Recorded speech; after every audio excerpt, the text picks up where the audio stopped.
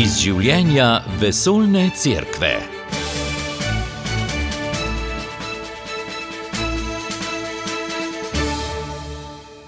Lepo pozdravljeni v tokratni oddaji, v kateri se bomo ozrli v sklepni dogodek jubileja mladih. Vtise je z nami delil direktor Katoliške mladine Matevž Mehle. Pogovarjali pa smo se tudi z rektorjem Brezjanske bazilike, patrom Robertom Bahčičem, ki je konec junija obiskal ukrajinsko Marijino narodno svetišče Zarvanicija. Z vami sva Matjaž Merljak in Marta Jerebič.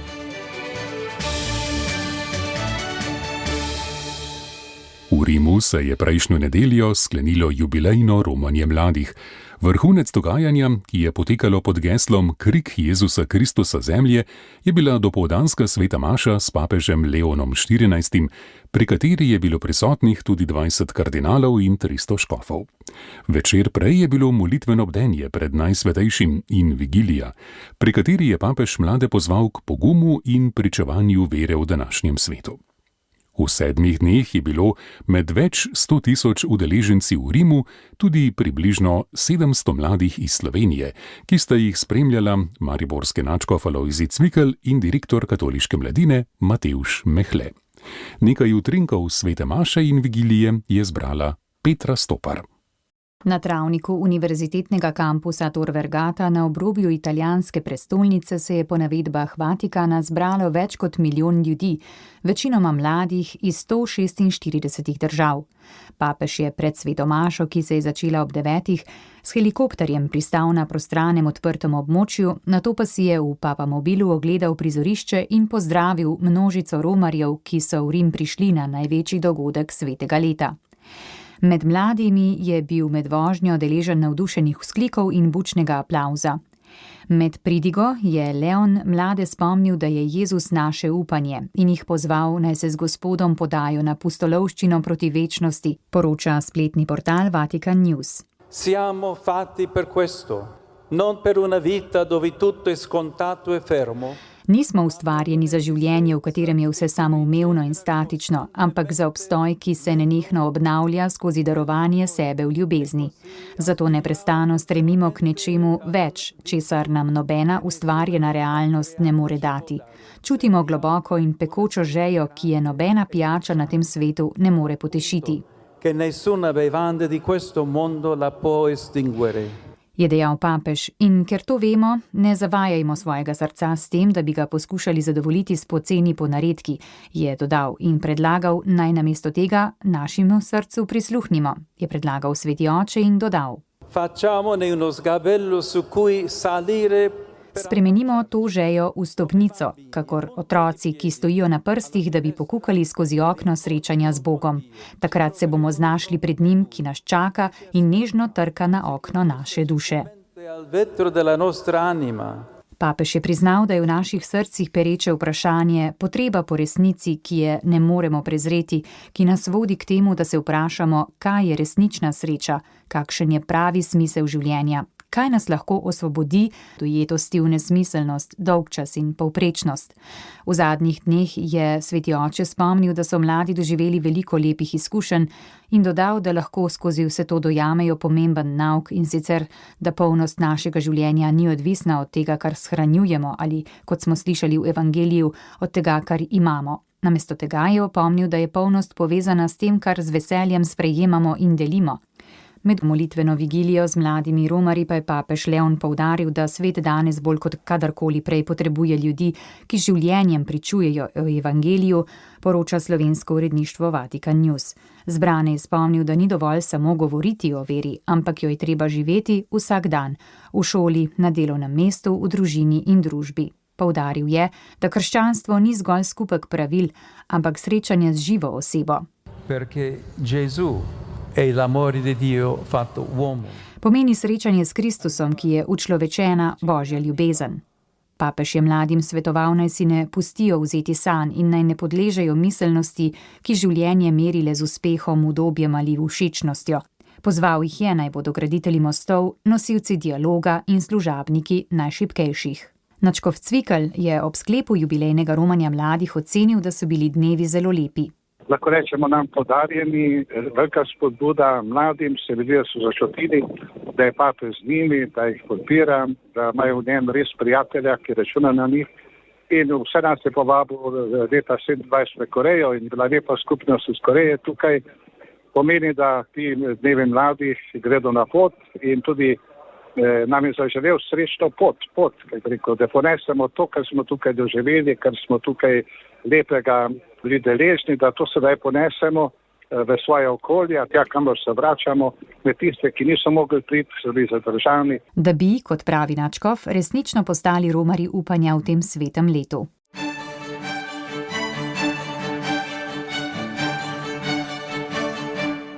Kaj jim je pomenila nedeljska sveta maša in kaj bodo odnesli s seboj iz romanja, smo vprašali tudi nekaj mladih slovenskih udeležencev. Ta dogodek se mi je zdel zelo fajn. Imela sem se res super, čeprav je bilo malo vroče. Ful mi je bilo všeč, ker smo bili zelo dobro locirani, smo ful dobro videli na oder in zaradi tega smo tudi videli papeža. Zelo dobro, ker je prišel s helikopterjem in se mi zdi ena ful dobra izkušnja. S sabo domov bom pa odnesla veliko lepih spominov itak, veliko zamenjanih broškic, zapestnic, vsega tega, pa seveda srce je napolnjeno z Jezusom. Ful mi je pomenil ta dogodek, videl sem papeža, pa mislim, da sem se tudi zbližal z Jezusom. Domov bom pa odnesel veliko veselja, pa pač močnejšo vero. Ta dogodek mi je pomenil eno spodbudo za nadaljnjo pot v veri, ker je neverjetno videti toliko kristjanov skupaj na istem kraju, kako molijo k istemu Bogu. In neverjetno je videti, da nisi sam in da je tvoja vera veliko večja, kot si samo ti. Vtise z jubileja mladih je z nami delil tudi direktor katoliške mladine Matevž Mehle. Z njim se je pogovarjala Meta Potočnik. Meni se je zdelo srečanje izredno bogata izkušnja. Že to, da se na kup nabere tako ogromno ljudi iz različnih narodov in bolj sredi te množice nekako lahko res začutiš to vesoljnost cerkve. Se mi zdi v bistvu, da veliko mladim pomaga konkretno v njihovem duhovnem življenju. Druga stvar je pa, da vsem Rim je le Rim, no, je pač sedež, kjer je papež, je mesto, v katerem je bilo ogromno močencev, dal življenje za Kristusa, je mesto, kjer je ogromno tudi neke kulture, umetnosti in zato je tudi z tega vidika izredno bogata izkušnja bila. Mladi so imeli možnost v tem tednu zelo precej prostega časa, zato da so lahko odkrivali te dimenzije Rima. Se mi zdi, da so vsaj tako, ko se pogovarja z njimi, da je večina res tudi ogromno odnesla. Kako pa pravzaprav tiste glavne točke, ki so bile, verjetno romanje, kakšna predavanja, delavnice, kakšni so odzivi mladih na to, kar jim je bilo ponujeno? S strani organizatorjev nekako so tri glavne stvari bile, torej torkova maša zvečer, pa potem delavnice skozi 4 dni. In pa seveda na koncu ta zaključni dogodek z vigilijo in sveto mašo. To se mi zdi, da so bile vse take lepe izkušnje. Strani naše slovenske organizacije je bilo pa v bistvu organiziran v torek katehiza, v sredo smo imeli nekako take ture po Rimu in pa potem četrtek smo organizirali romanje po 7 cerkvah, 22 km peš. In pa potem petek pokorno bogoslužje. Se mi zdi, da tako bolj smo šli pred koncu tedna, bolj se je poznali nekako, da smo skupaj v tem, bolj se je poznali, da v bistvu so šli tudi mladi pač vedno globlje. Meni se je zdel en tak res vrhunec, še posebej pač pokorni dan, no, kjer je bilo ogromno spovedi, tudi med slovenskimi mladimi. Smo lahko videli, da marsikoga je tudi spoved zelo ganila. Tako da to bi rekel, da je bil en tak res velik duhovni utrip. Kaj pa način bivanja, tam verjetno je bilo precej asketsko, res, da je to mladina, pa vendarle se je potrebno najbrž kar skromno prebijati, kar se tiče spanja, hrane, večje hoje, kako to mladi doživljajo in tudi vi, ki ste jih spremljali. Tokrat se mi zdi, da je bilo res do zdaj najbolj, kako bi rekel, tako borno. Bivanje, se mi zdi, da zdaj smo nekako spali po telovadnicah ali pa po učilnicah, po šolah. Tokrat je pa en pač velik del romarjev, tam okoli 25,000 nas je bivalo v bistvu Fiera di Roma, je semišče z takimi ogromnimi halami, tako da je bilo, ne vem, v eni hali nas je bivalo dobesedno v drugem stišteljih po 2000 ljudi. In to v bistvu pač na tleh zelo seveda glasno ves čas, tudi v bistvu zelo kratek čas je bila res tema pač v sami hali. Tako da gotovo je marsikdo prišel domov z ogromnim bankotom spanja. Ja, pač gotovo ni zmeraj to najlažje sprejeto, ampak je pa to pač en del, se mi zdi, da tudi romanja konkretno, ko se pač odpoveš enemu obdobju in tudi marsikdo od mladih je tako dojel. Se pravi, kot odpoved obdobju, kot izročitev neke take žrtvice pač Bogu za to, da pač romanje prinese več milosti.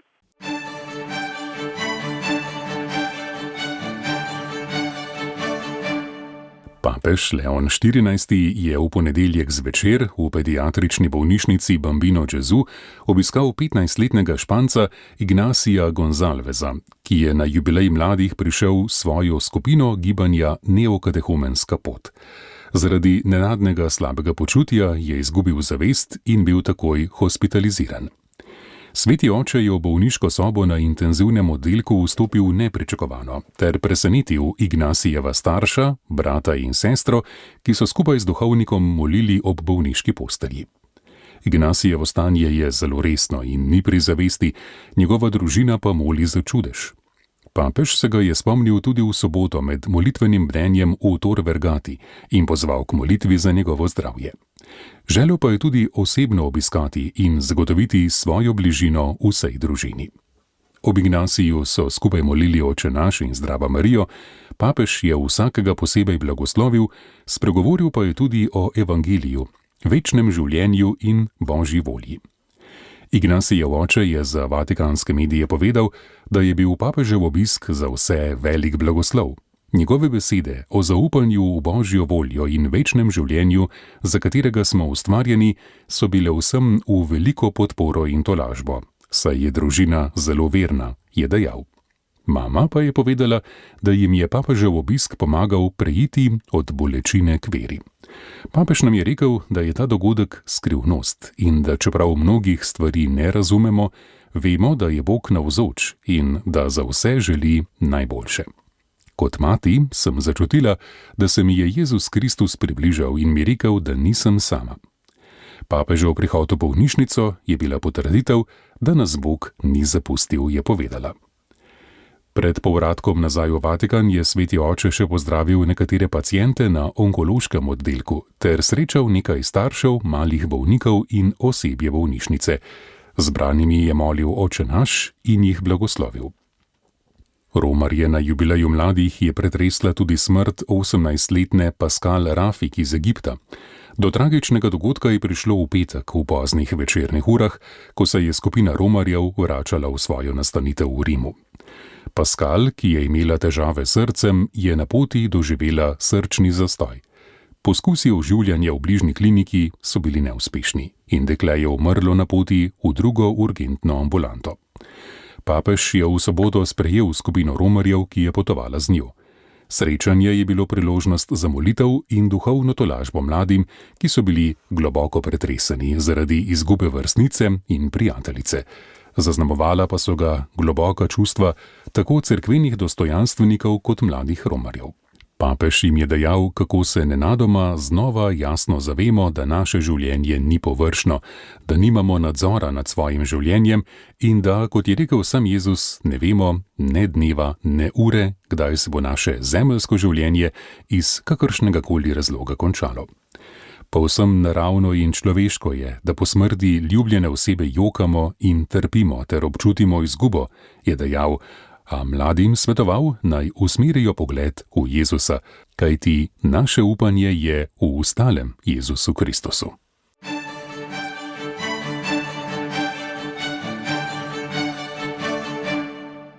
Medžugorje v Bosni in Hercegovini je minuli teden gostil tisoče mladih z vsega sveta.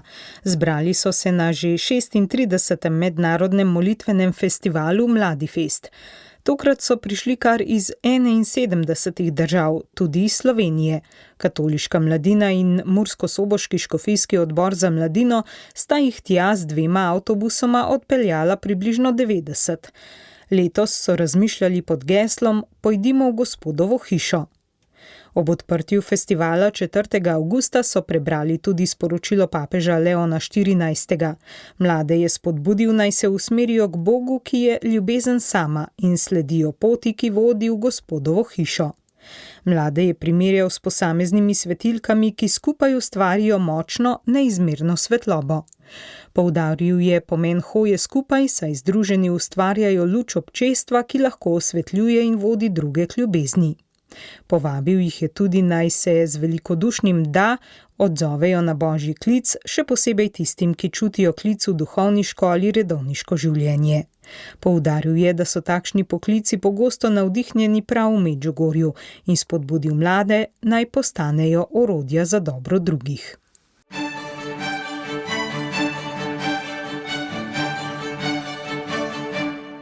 V Libanonu so se 4. avgusta spomnili eksplozije, ki je pred 5 leti v pristanišču v Bejrutu zahtevala 245 življenj in 6000 ranjenih. Večer pred obletnico tragedije so tam pripravili bdenje, ki so ga zaznamovala pričevanja, tihi pohod in sajenje dreves z imeni žrtev. Papež Leon XIV. Je zbranim namenil besede upanja. V sporočilu, ki ga je podpisal kardinal Pietro Parolin, je vsemu narodu zagotovil svojo duhovno bližino. Izrazil je sočutje vsem, katerih srca so strta in ki trpijo zaradi izgube svojih bližnjih, ter tudi tistim, ki so bili ranjeni ali so zaradi katastrofe izgubili vse. Zapisal je še, da ljubljeni in trpeči Libanon ostaja v središču njegovih molitev. Poslušate podcast Radia Ognjišče. Podprite nas s svojo oceno. Bliža se največji Marijin praznik, ko ljudje še bolj množično poromajo v Marijina svetišča. Tako je tudi na vojnih območjih, med drugim v ukrajinskem Marijinem narodnem svetišču Zarvanicija. Konec junija se je tam mudil rektor brezjanske bazilike pater Robert Bahčič, ki je na pot odšel z rektorjem Fatimskega svetišča. Vprašali smo ga, kako je prišlo do pobude. Kako je prišlo do te pobude? Na lanskem srečanju na Hrvaškem pri Mariji Bistrici, ko smo imeli tudi pred očmi sveto leto 2025, v katerem smo, in je veliko svetišč reklo, da bodo romali v Rim. Midva smo se pa dogovorila, kaj pa, če bi romali kam drugam. Zakaj bi morali vsi v Rim? Saj so tudi ostala svetišča pomembna in tako jih lahko tudi spoznamo od blizu, njihov utrip, kaj se dejansko dogaja.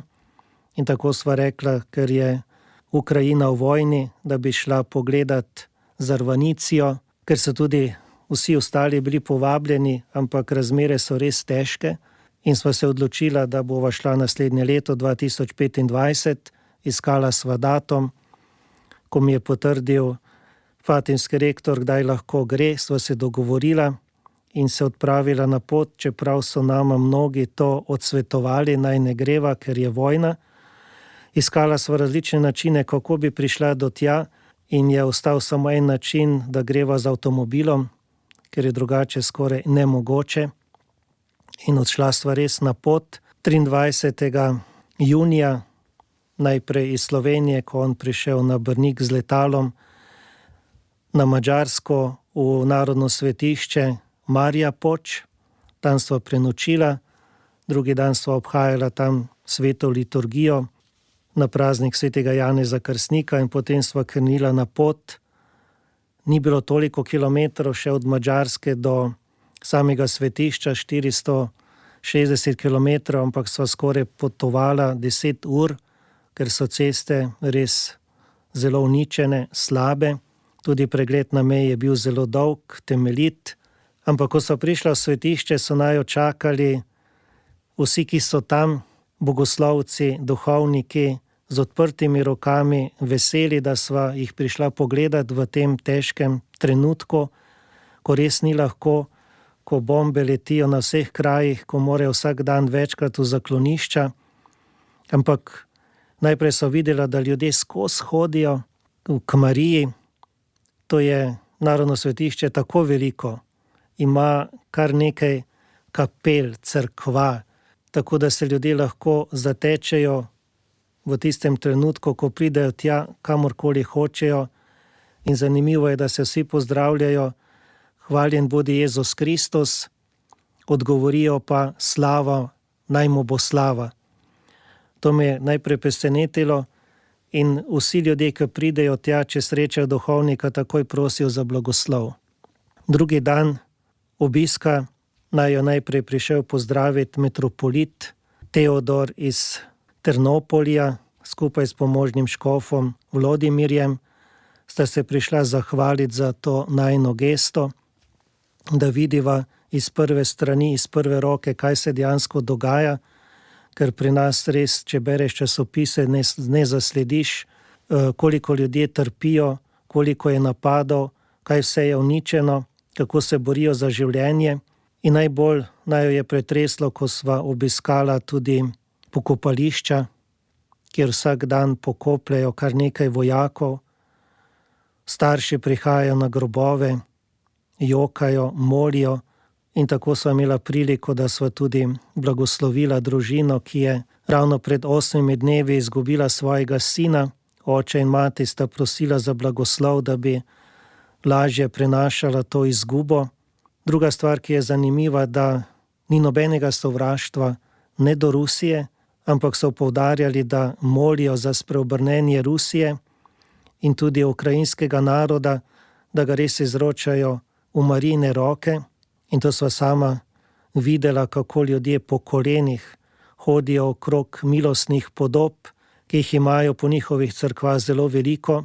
In so nama tudi povedali, da so v zadnjih 30 letih v Ukrajini zgradili 36 novih cerkva. Mnoge so bile porušene tudi strani Ruske pravoslavne cerkve, tako da so ostali skoraj brez cerkva. In toliko cerkva zgraditi v teh letih je res zame čudež. In kako so ljudje predani, da bi res živeli tisto, kar jim Marija naroča v teh svetiščih. In za naju je bilo tudi posebno doživetje, da sva lahko somaševala po njihovem obredu, prvič za oba, in vsi so nama pomagali, kako se treba obnašati, na katero stran se je potrebno postaviti, kaj je potrebno storiti. S takšnim veseljem, da ga ni moč opisati, da sva res hvaležna za to, da sva doživela. Obiskala sva tudi 2 bolnišnici, kjer se zdravijo ranjeni vojaki. To je res, ko vidiš, groza, težko. Srečala sva tudi enega vojaka, ki je prišel iz Čila se boriti, pomagati Rusiji. Je ostal skoraj brez noge, se zdravi in ne zna nobenega jezika, tako da težko komunicirajo z njim. In takoj sva midva začutila, da lahko z njim govoriva špansko. In ko sva pristopila, sem ga najprej lepo pozdravil v španščini, sem ga vprašal, od kje je, kako. In je bil res vesel, da je po pol leta spet lahko spregovoril po špansko, da ga nekdo razume. Nasmeh je prišel na njegov obraz, solze. Tako da tudi po tej plati sva prinesla eno upanje tudi tem vojakom.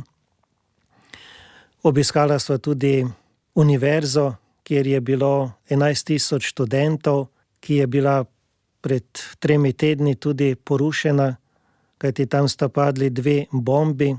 6. junija sta uničili 2 tovarni in celotno univerzo, tako da računajo in iščejo pomoč, kako bi to popravili, da bi študente lahko nadaljevali svoje delo. Tako da veliko je teh zgodb in bolečine, ki sva jih videla, ampak na drugi strani je pa tudi upanje ljudi, kad sami pravijo, moramo iti dalje, živeti je potrebno in delati v upanju, da bi se vojna čim prej končala. Zato sta prosila tudi najo, da naj spregovoriva o tem in ljudi res dejansko povabiva k molitvi za končanje vojne v Ukrajini in tudi drugod po svetu. Kako pa je z duhovnimi poklici? Verjetno govorimo o grko-katoliški cerkvi v Ukrajini. Grko-katoliška cerkev v Ukrajini sedaj ima zaenkrat dovolj poklicev. Je tudi nekaj mladih bogoslovcev, ki se pripravljajo na duhovniško pot, in po nekaterih župnijah, ker sva jih obiskala, dejansko deluje po 5-6 duhovnikov z njihovimi družinami, in imajo skozi cel dan razporejeno, kdaj kdo kaj dela, kdaj mašuje, kdaj spoveduje, kdaj na voljo ljudem. Bogoslovci pa v tem času vodijo razne oratorije, posebej za te otroke, ki so prišli iz vojnih žarišč, da bi vsaj kakšen dan preživeli v miru, in vsak teden se jih izmenja v Zarvanici čez 400 otrok. Potem na drugi strani imajo še 2 velike hiši, kjer so sprejeli begunce, tudi za njih skrbijo, tako da te bogoslovci, ki se pripravljajo na duhovniško pot, tudi po tej plati pomagajo in se učijo, da je potrebno biti blizu ljudem, in so blizu ljudem tudi v molitvi. Dejansko, koliko skupaj molijo, koliko pomagajo ljudem in so jim na razpolago, mogoče je pripomogla tudi vojna, da so še bolj začutili, da mora dobiti z ljudmi tudi v teh težkih trenutkih. S tem končujemo tokratno oddajo. Pater Robert Bahčič bo gost tudi v oddaji prihodnji teden, ko bo skupaj z vodjo romarskega urada, doktorico Andrejo Eržen Firšt, spregovoril o predstavitvah romarskih središč, ki jih v svetem letu pripravljajo na Brezjah. Oddajo sem pripravila Marta Jerebič, želim vam lepo nedeljo. Poslušali ste oddajo iz življenja Vesoljne cerkve. Ponovno ji lahko prisluhnete v našem audio arhivu. radio.ognisce.si